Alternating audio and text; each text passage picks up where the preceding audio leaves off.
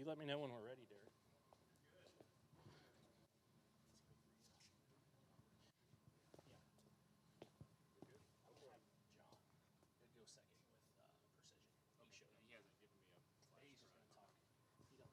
John, you don't need your presentation, do you?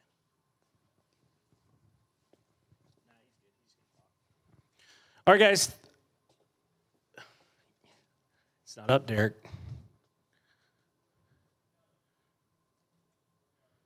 Perfect.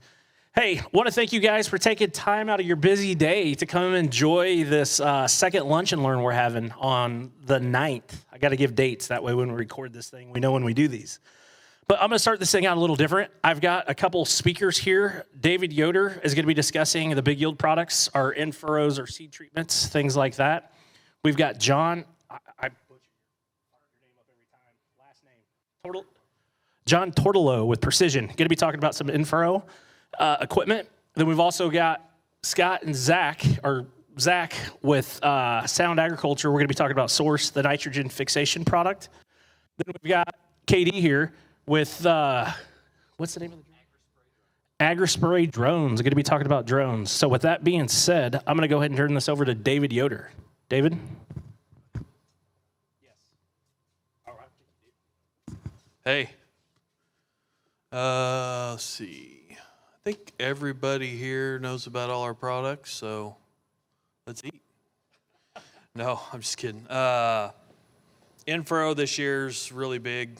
Our BP in-furrow, just because the price of dry fertilizer works really well.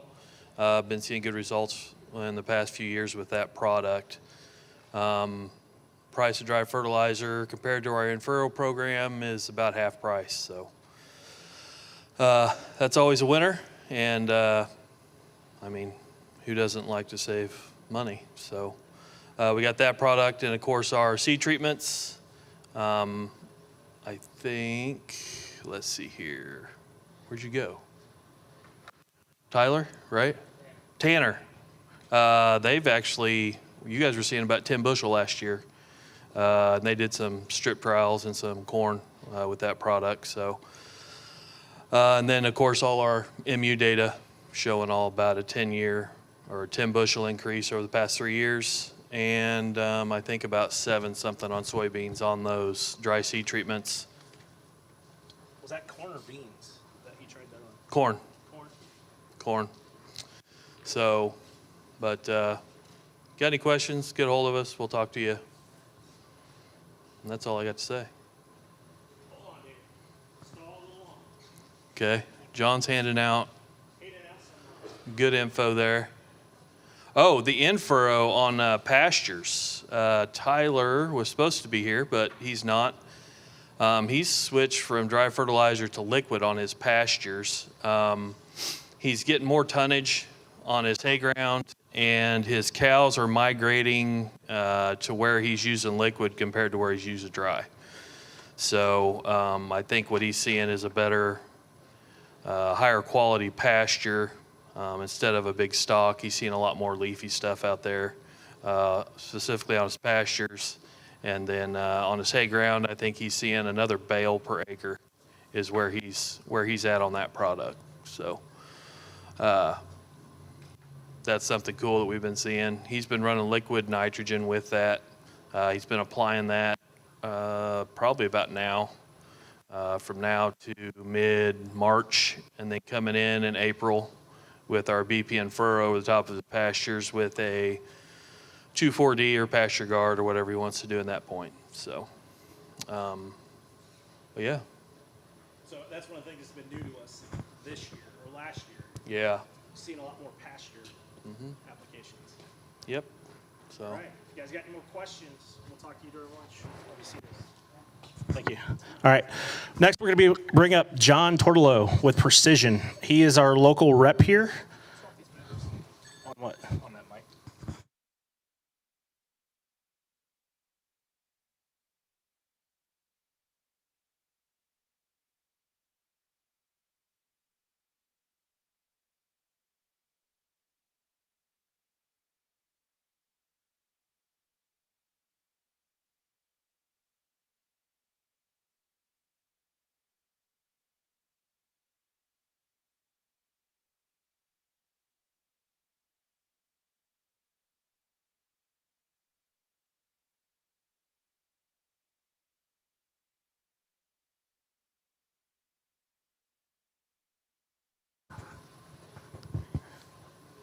Is it on? Hello, my name is John Turtlow. Like you said, we're the precision planting dealer out of York, about 10 miles down the road. They're talking about a furrow jet. I know John's done some trials up here. They put on the BPN furrow with this furrow jet along with just going through Keaton, as well as like some 2x2s or other type application products. They like the furrow jet best, and his studies back that up. The furrow jet is kind of unique in that it has the Keaton mounted to the front of it, so you're going to shove that seed down in the bottom of your trench, get good depth, good moisture, have good seed to soil contact. And then the liquid itself is coming out the back and the bottom there in the 3 different locations. We're going about 3/4 of an inch above the seed and 3/4 of an inch off to each side, so encapsulating that everywhere. And then that wing is also breaking up your sidewall compaction. So that's a product to put on your BP with that we recommend. Patrick and I help with the tanks and the pumps and the monitoring systems, all that as well. So if you guys have any need for application products, just talk to me later.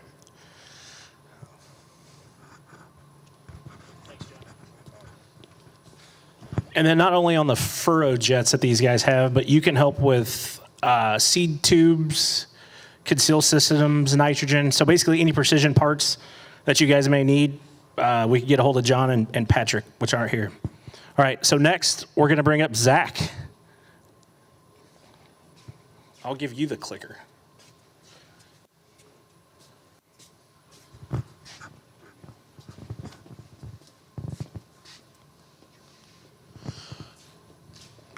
Good morning, everybody. It's still morning. Appreciate you coming by. Thanks, John, for the invitation down here. We're happy to be here. Me and Scott Dowden. I'm on the agronomy team for Sound Agriculture. Not sure of how many people have heard about Sound Agriculture in the past, but we are a company that is based in the NUE or nutrient use efficiency space. We are trying to make the nitrogen and the phosphorus and a lot of the micronutrients that are in your soils more efficient and more readily available. So as we go through, please stop, raise questions. I'm here to answer any of those that might come about. Right now, we are labeled for corn and soybeans.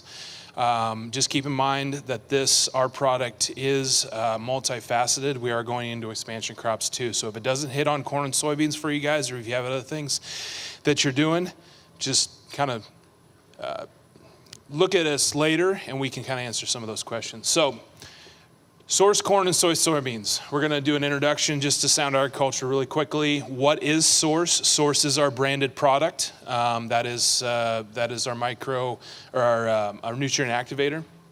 The value for growers, and then some programs that we're running that will kind of transfer a little bit of risk going into this next season. So what the company is we're a life science company developing new tools for growers to improve those efficiencies and yields by unlocking the power of your soil. So what we're trying to do is soil-based at this point, so keep that in mind. We're just trying to unlock or unleash the power of those plants to do better with what they already have in the soil. So when it comes to application of fertilizer, we know that it's a very inefficient process. A lot of the inputs that we're putting out there are leaking through. There's volatilization, there's mineralization, there's denitrification. All of those are percentage of loss based upon the fertilizer that's getting out there. So what can we do to change the soil dynamics into a way that we can get the microbes to actually supply a lot of things that we're needing in this environment that we're planting the corn and soybeans into. So what we're going to talk about today is nitrogen and phosphorus. I want you also to think about what those micronutrients in that soil are doing, not just for nitrogen and phosphorus, but for all of the other microbes that are there, and even potassium too. So keep that in mind. So when we're talking about unlocking phosphorus, we want to mine the nutrients that are already in the soil, because a lot of the soils there have built up a bank. The reason why that bank is not being used is because of imbalances that are caused by pH, organic matter, CEC, a lot of those just soil characteristics. So if we can use the microbes that are there that are naturally in, a tablespoon of soil, that's a billion microbes that are there, and that number might fluctuate some. But if we can use those microbes better to unlock, say, phosphorus on that side, based upon some say, pH tie-up, I think that's only a benefit to use, especially in years where fertilizer is god-awful expensive right now. So we need to be thinking about different innovative ways to get across that point. So we're in a new category of nutrient efficiency. So NUE score, that's going to come up more and more and more in the agriculture industry as we move forward. So fertilizers, diminishing rate of return, but high yields. So we can put fertilizer out there, we can get high yields, but it's very expensive, and it's not really sustainable as we move, year by year, 10, 20 years down the road. Yeah. What did you say that was, the new category? NUE, nutrient use efficiency. So we are a kind of new category that's coming out. There's a lot of biologicals out there. I'll explain how we're a different part of that, but we're still part of this NUE platform. So the biologicals, you add cultured microbes to the soil, typically only affecting the N on that front, but the sustainability is really high, but the yield is typically pretty low. Where source comes in is we're unlocking the nutrients of N and P, and then also those other microbes, into a 2 to 3 times rate of return on that. So, and it's easy to use. I'll hit on that one here pretty soon. So, source, activating the soil. That's our trademark. That's what we're going to be talking about. What in soil are we activating? We're activating the microbes. Those microbes that are there are the engine to get us to a point that we're going to make a more sustainable future for our kids, our grandkids, all the way down the road there.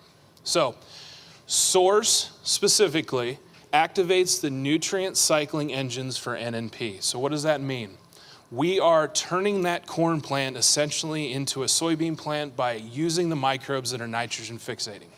They're there, they're in good numbers, let's get them to work. Let's provide that trigger. On the phosphorus side, we are going to solubilize the phosphates that are tied up because of pHs or any kind of imbalance that's there. So on the N and P side, there's already tremendous value. If we can supply 25 pounds of nitrogen that's out there, that's pretty good just by a very low use rate chemistry. So I'm hitting on some key points here. So unlocking that phosphorus, I hit on this before.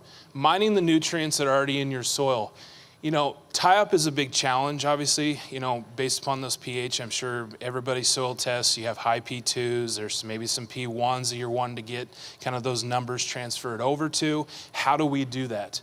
So 80% of that applied phosphorus can be bound up right off the bat. That's just normal kind of practice. We just have to account for those kind of things. Source unlocks those on a 40 to 80 pound basis. So what we're not adding phosphorus to the soil. What we're doing is changing the bonds and breaking those bonds and solubilizing them, changing them from the P2s to the P1s. Everybody following on that one? Okay. So source increases both soil availability and plant uptake by over 18%. So we did a study this last year on activity of microbes through a company, and I can't remember who they were. It's kind of a new edge. It's either trace or pattern or something like that on the genomics side.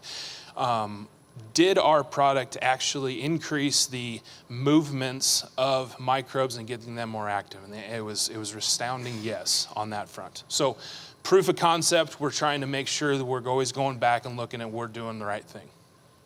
So some in-season observations that show the effects of enhanced fertility and soil health. These are just visual cues that we're looking for. So obviously NMP leads to that increased root mass. So we're trying to get a happier, healthier, get those roots down deeper, get them more vigor, get them, stay green later in the season. That's what we're trying to do, because the more stress that we take away from that plant, the higher yields go. Once we start stressing that, you're not going to get it back. Your best yield is the corn that's coming out of the bag. Once we plant it, we're already starting to lose things, especially with dampening off or any of those kind of factors. So NMP also leads to that enhanced plant health. So if we can carry this all the way through the season, and it's a happier, healthier plant, it's going to throw that bigger cob, those deeper kernels, that test weight starts going up. So things along those factors that make yield and make, put money in the bank. What I want to touch on is our flexible application window. So this goes to actually our label. This goes all the way back to, what our product is. So for source corn, for source soybeans, you can see on the screen very low use rate. On corn specifically, 0.7 fluid ounces an acre. What I want to touch on this is it's a tank mix partner. It does not add any extra volume, fluid, anything like that to the tank that you're mixing. So, and I'll hit on application windows here. V4 to R3. Now we have some recommended windows in there to spray, but we are tank mix compatible. So we can go on during fungicide, we can go on during a post pass. We want this to be easy and the benefit on the other side, so not adding another pass down the road. So we're also herbicide and fungicide tank mix compatible. So as long as we stay on the acidic side of anything, not getting any alkaline mixes in there, we're totally fine. We have not seen any gum up, gel up, anything like that. So on the source soybean sides, we're a little bit higher on the use rate of 2.5 fluid ounces per acre. But at the same time, we used to have a window about R1 to R3, so kind of that late fungicide, insecticide pass. Data has come out this last year that we did some testing on V4, so we can now go along those that V4 or that post pass. Now, dicamba comes up. We are dicamba rated or acceptable this season on soybeans as of right now. We don't see anything holding us back on corn at this time, but we're going through the University of Nebraska and they just have to do the spray and jar tests. But soybeans are a tank mix compatible with dicamba. Just want to toss that one out there just to kind of answer any questions if anybody had any on that. So from this slide here, you can see the windows are pretty large. Now, our label is on specifically corn is V4 all the way to R1. So that's a very large window. Now we have recommended windows on that where our label is from, say, that V4 to V6. That's where we want to be on an early season, or we can go that VT to R3. I particularly like maybe as a fungicide pass if you're flying it on at that VT tassel stage. If we can get as close to that, that gives us enough time to get enough nutrients because that crop is already at peak nutrient needs and it's starting to die off and it's sending a lot of those nutrients to the grain fill and adding that test weight to it. So as you can see, the benefits on our analysis, our window is wide open, but from that V2 to V6, we did a lot of testing in there. There's 12.7 bushel an acre increase there. On that late season VT application, there's 9.6. Everywhere in between was pretty well flat because we want to hit on where that crop is needing that nitrogen the most. So it's just normal physiology of corn on that side. So we characterize each field using pH, organic matter, and CEC. What we've done is we've created a model and a tool that I'll hit on a little bit later that is actually just went live. We want to help growers place this product appropriately so that you win and we win at the same time. Because the worst thing we can do is spray it on every field and we don't know, and we don't want it to have a bad experience. That's what we don't want. So we want to help you through a consultative period where we can help you know which fields this is going to have your biggest bang and which one it's not. So we don't want to be on every single acre. We want to be on the right acres because we want to help your bottom line. So 2020 examples. Here's what we did with our performance optimizer. So that's what we're going to be calling this. Is actually version 1. I'll hit on version 2 here later. So our predictions on those were pretty spot on every one of those. So what we did was we took in soil characteristics. I know there's variability in a lot of fields, so we have to really take a granular look at those. But we rated those from an excellent, a strong, and a proceed with caution. So we want to have a rate of return. We want that product to be paid back at least 2 to 3 fold because that's what, you're not going to spend the time and money to do something if it just pays you back. That doesn't make any sense. So This was our performance optimizer in 2020 on the examples. So here's a piano chart of what the replicated trials were, the yield response and replicated small trials from 2017 to 2020. Our company's been around for about 8 years. So we've been developing this product. We're still getting better and better at it as we move forward. So a 7.5 bushel average increase and an 83% win rate. If you look at fungicide, we're right around that 50 to 60. 60 might actually be a little bit high on that. So fungicide, we're still above that. That's kind of the industry standard on trying to do things. So this was some data that came out of precision planting, actually, this last season. We were in their PTI. I missed it yesterday. It was up in Nebraska, and they were going through and all this data. So what this shows is PTI tried to measure the gain in ROI across 2 different nitrogen rates with Source, because we are a nitrogen reduction product also, because we're supplying that nitrogen, we're fixing that nitrogen. So there's 2 ways to win on that. Boost yield, and then also decrease the 25 pounds of nitrogen and keep the same yield as where you were. So in high fertilizer prices, that makes a big difference on that. So what they did was reduce by 15 pounds, add Source, and then a control at that standard rate. So 200 down to 185. What it came out to be is that ROI, especially when you start taking out that 15 pounds of nitrogen, we're getting a return on investment of about $9.75 per acre on top of what the product is already costing.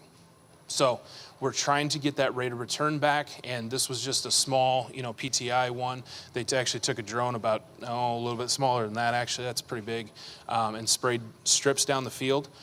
So we got in on their PTI side. So. Yes. Yep. Yeah, I was trying to add all the stuff in here on that one, so. Yeah. We did it 60. It's more like $1, $1.25-ish, somewhere in that region. Just depends on what you're using. This was the 2020 results from with Bex. We've been with Bex for quite some time now. What it shows is the decrease in nitrogen, actually, the return on investment is higher with Source.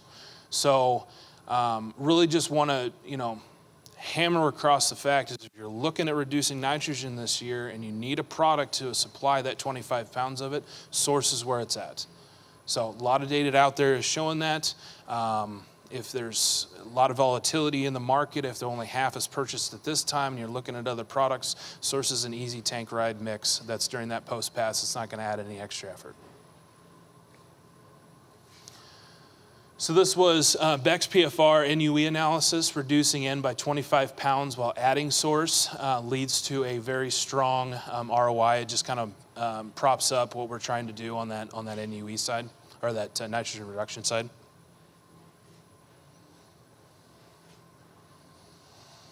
So, and here's some data out of Indiana. Obviously, Beck's is over on the east side, so we really have to just kind of take the data that's over there. But Indiana, Illinois had a really good season this last year, especially on everything. So, as you can see here, the further down of the control, Source versus the control, let's say 190 to 140 pounds, we're starting to see bushel averages that increase. Because if you think about corn, specifically, synthetic fertilizer, you'll always go after the synthetic fertilizer first, but it's also the most effective, easiest to put out there, but it's also the most, expensive.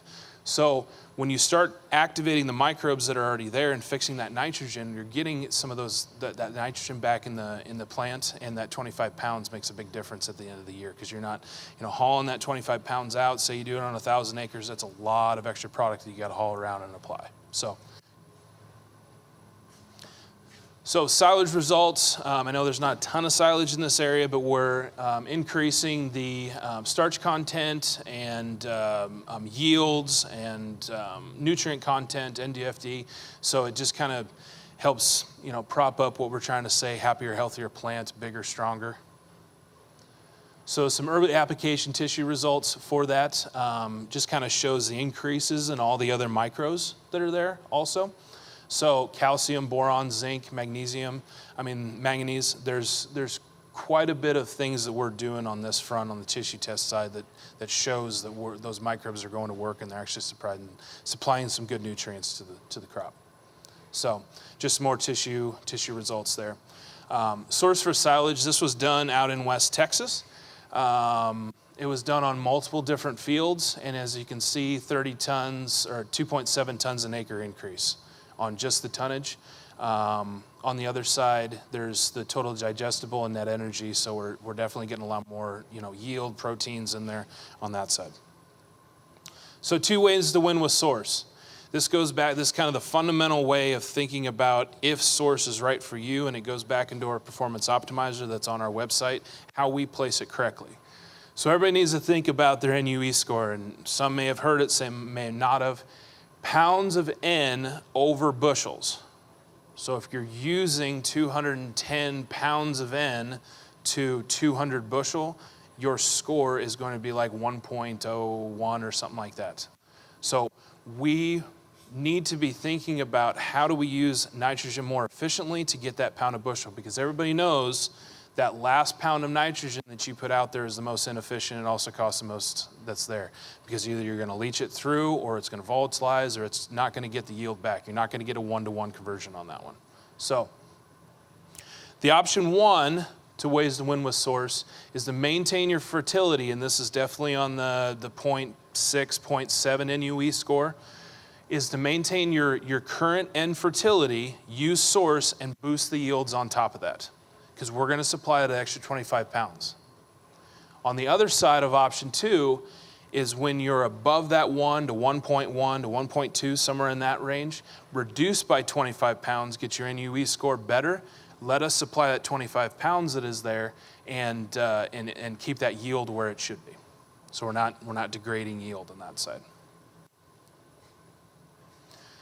So getting the right acres, this goes back to the fundamental of what we're trying to do as a company. Get on the right acres, help win, because if we win, you win, and vice versa. So what we ask for on our website is a yield goal. So we want a yield goal and we want a nitrogen, because we want to see what your NUE score is. Then we're also going to take some basic characteristics of pH, OM, and CEC into your soils. We're going to turn that into, what is it going to do? Is it going to boost yield, or are we on the other side and we need to reduce that by 25 pounds and help you out in this season, not purchasing so much fertility? So we can do this on a batch basis. So if you work with John on any of this and you have a list of fields you'd like us to work with, it will then come to the agronomy team like mine, and we can create a report for you on which fields it would work and which ones won't, or which ones limited, things like that, to help you know the best way to place product. Actually, the way that, I'm not going to correct you, but it will tell you one of 3 things. It will tell you your best effort would be to reduce your nitrogen inputs and save some money on that side of it. Second option will be keep your nitrogen rates where they are. We're going to boost your yield, so you're going to gain the money back on the yield increase, or don't use it. Correct? Yep. Those are basically 3 Yep. outcomes of what we get from your soil test. Yep. So we changed that from the first version of excellent, limited, and kind of normal, middle of the road, so a green, a yellow, and a red. We wanted to turn it into, especially with this NUE score and the yield data that we got back last year from the growers that we worked with. We took all that data in and created a version 2 of this performance optimizer. So now we're able to bring in the yield goal and the nitrogen, and that's honestly the biggest kind of factor in this. CEC, we can talk all day about that, but most guys overcome that with different nitrogen applications and practices. So this is kind of the sticky version of why we've come to the forefront, because we're putting our money where our mouth is. We want that performance promise, or that confidence for growers to go and transfer to us. If we can't prove it for you on a case of product, then we will pay back that product in cash. So what our performance guarantee is when you buy and apply 4 or more gallons in season, so 732 acres, if we work that back, each gallon does 183 acres at 0.7 fluid ounces. You will achieve a return on investment equal to or greater than the price of the product, or we will refund the difference. So we want to really transfer that risk to us, have growers try it like yourself, get it out there, let's place it right, because the win rate on customers that have used the performance optimizer and we have helped them in a consultative basis get it out there on their fields, the win rate with this is tremendous. We have returning customers of 550%. They return, they get more the next year because we're placing it right. So if you look at 732 acres, if we place that right, and then we also look at the rest of their farm, and this is all that they put out there for money or all their risk, they're always going to keep getting more. They want more for that. So, and we've seen that year after year. So, and let me go back on that. As you can see, we just need a check strip through the field. We need something to go by of like, soils and whatever.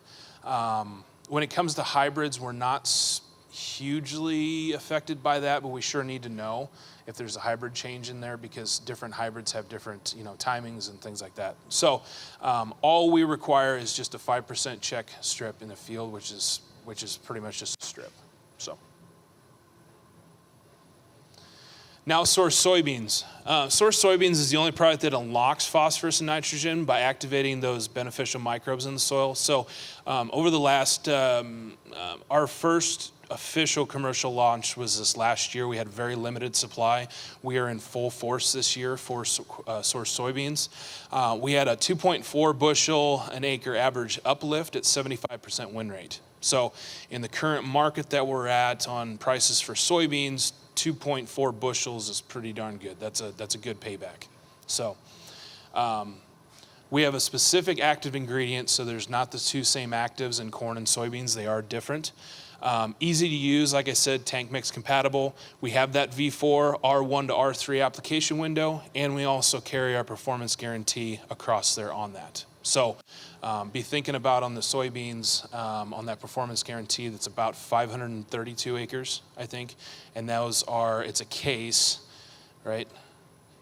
2 cases. Yeah, 2 cases, 2.5 gallon jugs on that one, so 532 acres. So I know that says 2.4 bushel, that is a national average for us.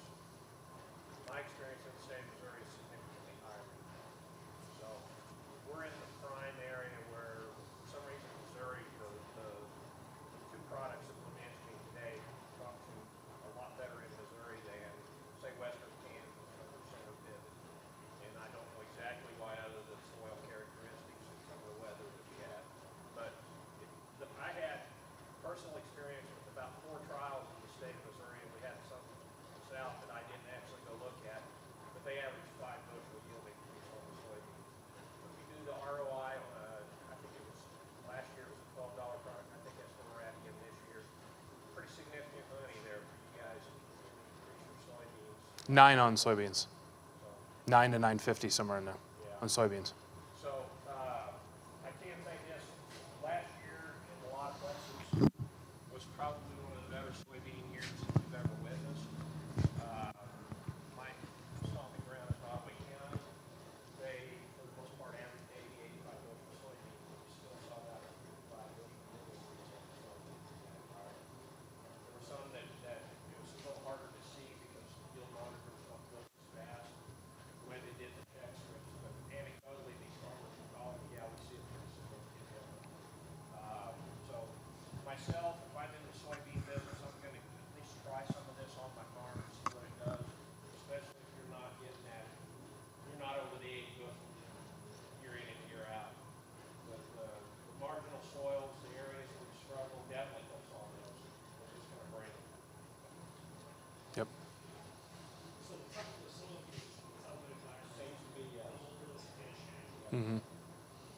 We also have to be thinking, I know flooding was a big issue down here this last year. We have to be mindful of when soils flood, there is a cease of microbial activity at that point. It's not that they're dead, it's just that they cease to be active.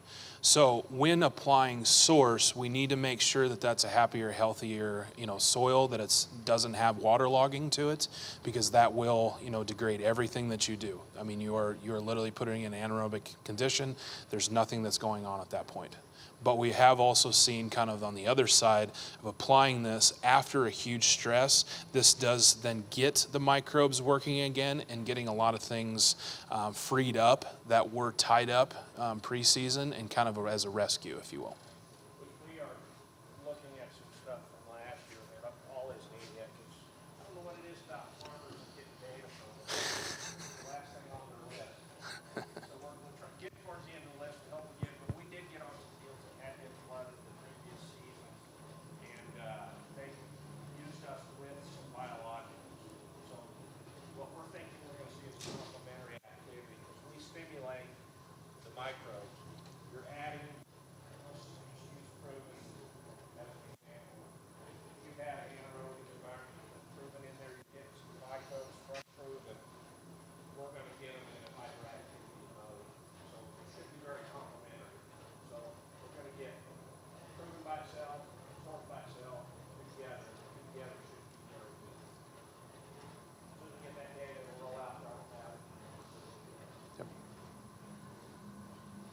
That's all I got.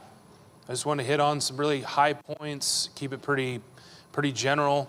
2 ways to win: boost yield, and then also supply that 25 pounds. They're both gonna, it does it at the same time. It's just where your NUE score is at. If you'd like to have John or myself look through some of your fields, just send over those 5 factors, and we can run it through and create you a report. That's no problem.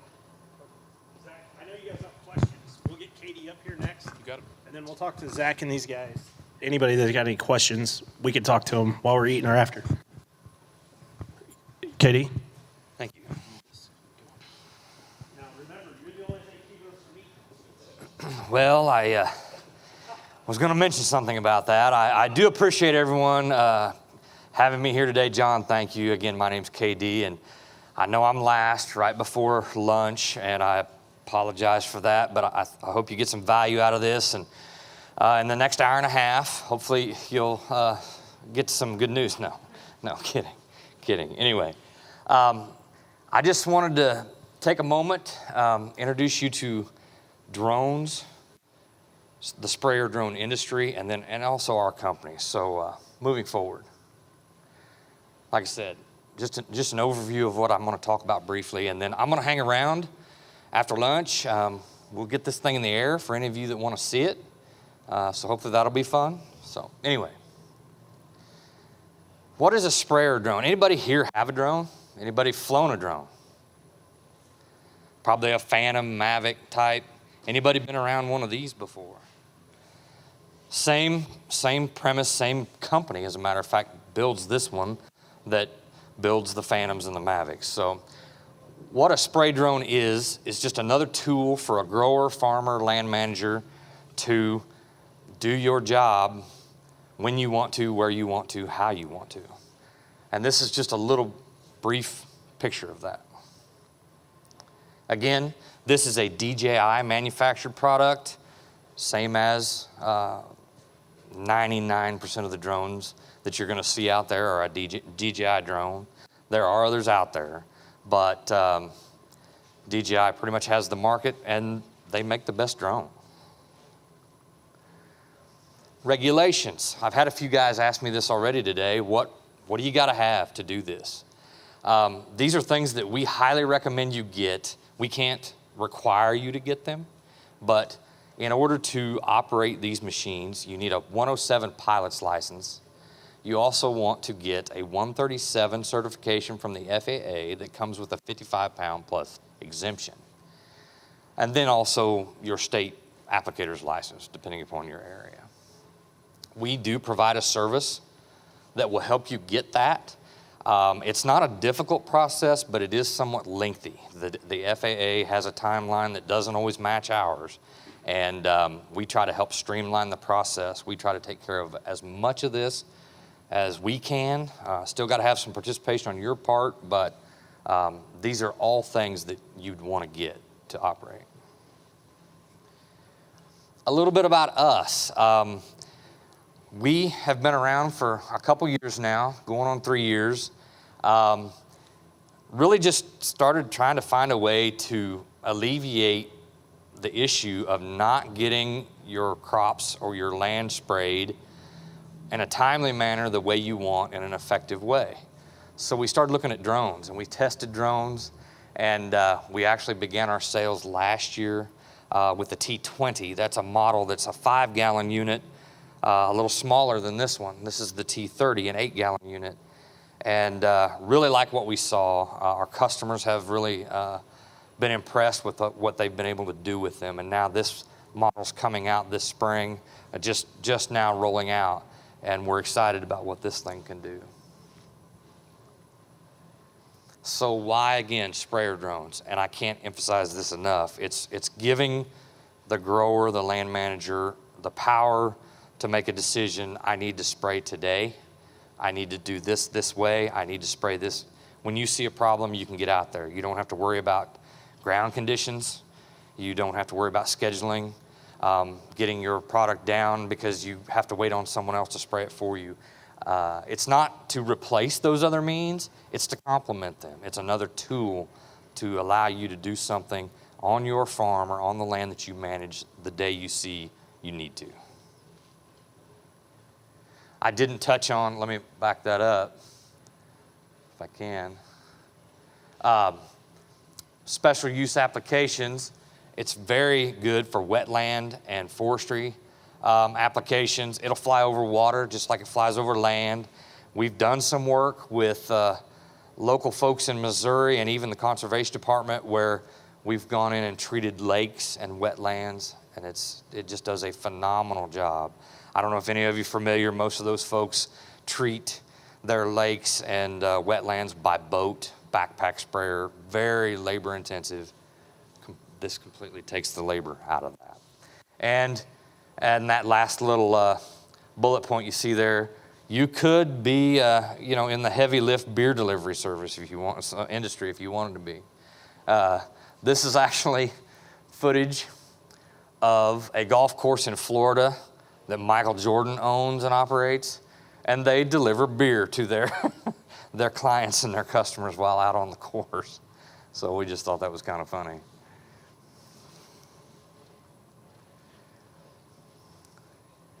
This is actually a T-20 flying here. This was out on one of the MU farms a summer or two ago. You get a picture of what the drone is doing, what it can do. It's flying 10 to 15 feet above the corn at this point. Notice how it is stirring that corn up. It's driving that product right down to where it needs to go.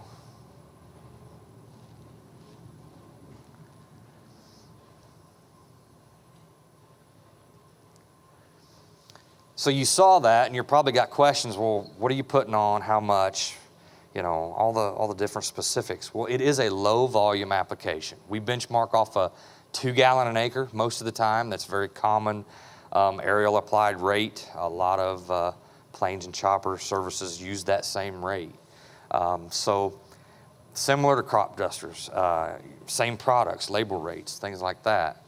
But the thing about it is this drone is just doing it in a whole nother way. It's not traveling 120 miles an hour. It's not having to swoop up and back down. It stays in the field, low and slow, and it's very precise and very accurate. What you tell it to do is what it does. It eliminates a significant amount of human error, and I'm not knocking plane crop dusters and chopper guys. Those guys are phenomenal. But if you make an error with this drone, it's because you did it in the leads end of things, in the planning and the input parameters. When it's flying, it does exactly what you tell it to do, nothing more, nothing less. Here's an example of some testing that we did last summer, and I hope you guys can see that, the writing in there, but basically this was a Liberty test. We had a ground rig on the right, our drone on the left. Basically, two things that stand out. Obviously, the left looks better than the right, and we were able to spray it when it needed it. The ground rig had to wait 9 days because it was too muddy. Furthermore, we applied it at 2 gallon an acre, where the ground rig applied it at 14 gallon an acre, and I'll just kind of let the picture and the results speak for themselves.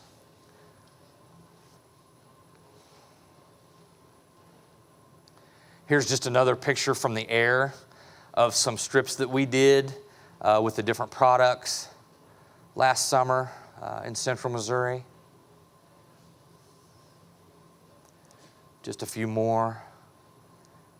It's actually the same field from the other direction, just a month later. And we put this picture in here because everybody loves square, rectangular, flat fields. Who's got them? Very few. I mean, they're out there, obviously. That's where the planes and choppers like to make their money and do their business. But most folks have fields that look like this, and that's where this drone really shines. Kind of switching gears off the liquid side, as I mentioned, this does have a dry spreader tank as well for cover crop seeding, other types of granular product. It holds about 75 pounds. It has the ability to put it on, a couple pounds to the acre, all the way. You could set it to 200 pounds to the acre. Now, it's going to unload that tank very quickly, but, generally between 2 pounds to 30 pounds an acre, it's still very efficient. You can be in the mid to upper 20 acres an hour operating range on the dry side. And this is just a picture of a customer of ours that wanted to get some clover in before they shelled corn. It just gives you an option to do that. You're not damaging any crop. You can do it before harvest, before you get even busier. And it really got popular last fall. Had a lot of guys putting in clover, rye, radishes.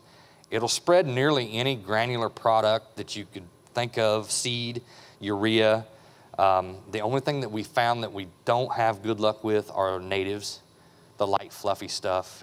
There's an agitator in the tank, but they still bridge up. So food for thought on that. But really regarding most cover crop, applications and or urea applications, it's going to handle it. You can partner this drone with a smaller Phantom that takes multispectral images if that's something that interests you. It allows you to do variable rate prescription application. And that's what this video is depicting. You take the images first. You can stitch those together in Terra or Pix4D or the software of your preference, and then upload whatever you decide to do in that software into this drone, and it will go and do that.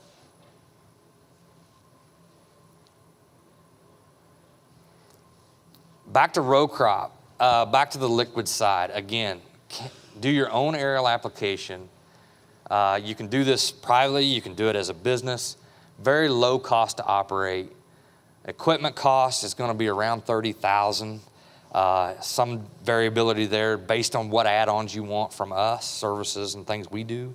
But an equipment package to get you going is less than $30,000 for this package. It comes with a charger and 3 batteries. Basically, all you need is your own tank and a generator, and you're in business. And as you see there, this particular machine, the T30, we've done enough flying with this machine last summer that we're very confident in that 30 acre an hour average. Pretty hard to get that 35 consistently just based on the fields I showed just a few minutes ago. But it's not unreasonable at all to be around that 30 acre an hour average. We do have some folks that are geared primarily in research. These drones do an excellent job at that because they just, as I mentioned before, you map it, you tell it what to do, and it does an accurate job of doing exactly what you tell it, nothing more, nothing less. We talked to some folks that do this with MU, and they've got their students and their interns out there, and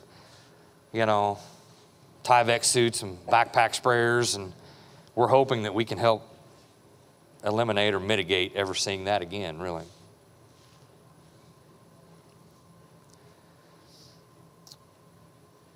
Here's a video we took. Again, that is a T20 flying there. That's not this machine. Doing some test plots. I don't even really remember where this was. I think one of our customers sent this to us. I'd have to check and see, but you notice they're flying quite a bit lower there. They're not flying in that 10 to 15 feet above a crop window. They've got a product there that they want a much narrower spray swath. So that's why they're flying so much lower and slower. It's really just to kind of showcase you have the flexibility to operate and apply how you prefer for whatever product you happen to be using.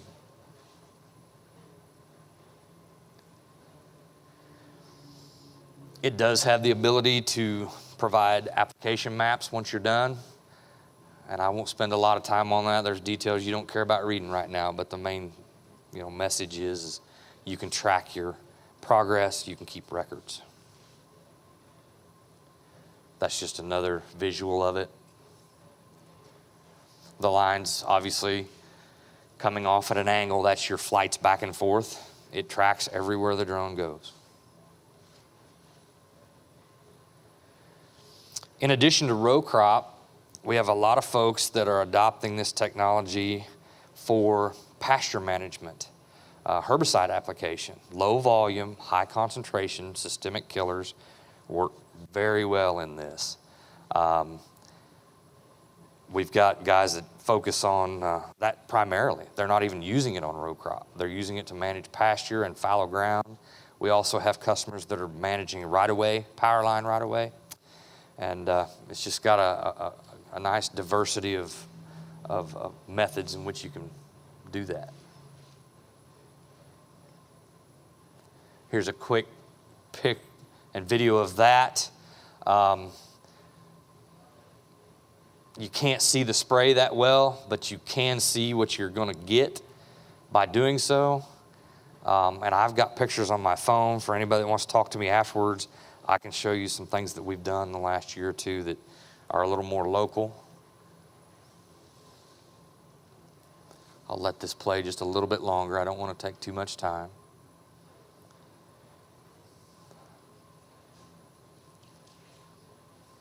That is the T30 flying there, you see.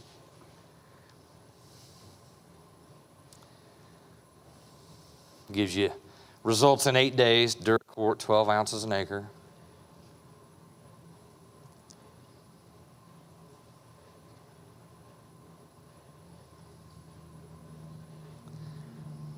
This particular drone, well, there it is, 9 days later, Ranger Pro.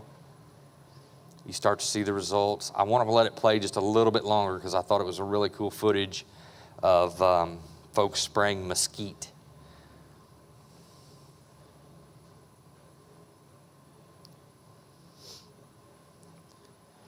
Here we go. So hopefully that sheds a pretty, bright light on the capabilities of this machine. You've got many types of land management that you can do, and it's just a new and different way of thinking about how you do it. And there's the results of that 10 days later.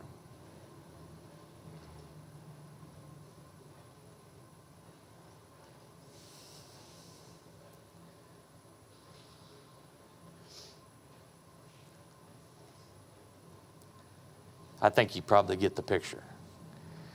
Special use application, this machine, this particular T30 has a configuration where you can move the arms up and spray in orchards and vineyards. You can also spray up very steep terrain. It has terrain following. It does a very nice job at that. Don't know how many fruit or specialty crop folks we have in here, but it's definitely good information.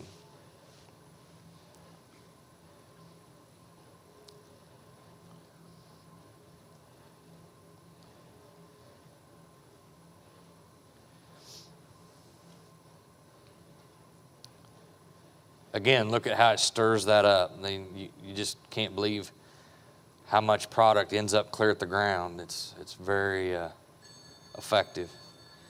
We've got drones getting into other industries besides agriculture. It's still agricultural related, but not necessarily due to plants or plant health, but cleaning greenhouses.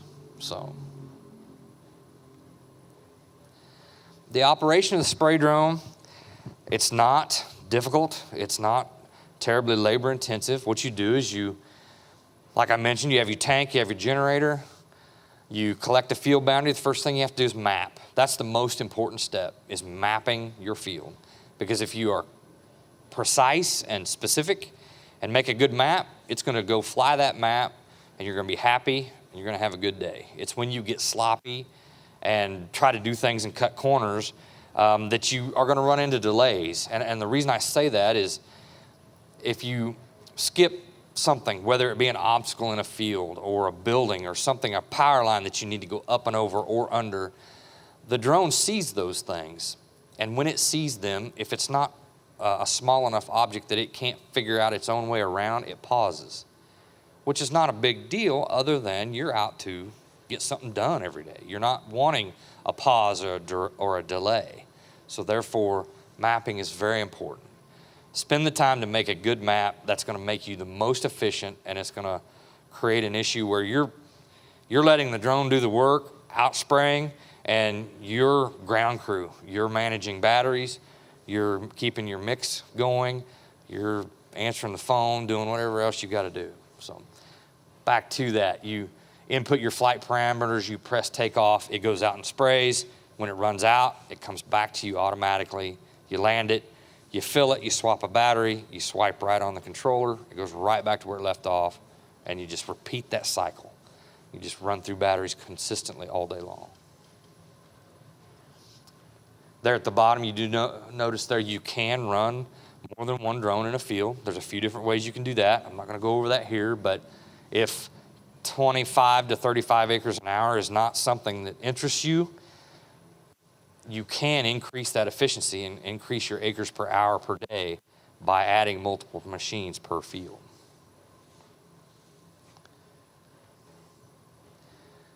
And I believe this is the last slide, and that's just us, AgriSpray Drones. We're located in Centralia, Missouri. That's where our warehouse is. I actually live in Kirksville, Missouri. And if you've got more questions, again, I'm trying not to hold you up any longer from lunch, but I am going to hang around. Welcome any of you to come visit with me. Again, we're going to try to fly this after lunch.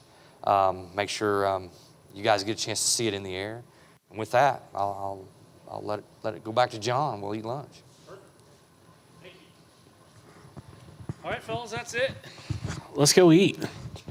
Thank you.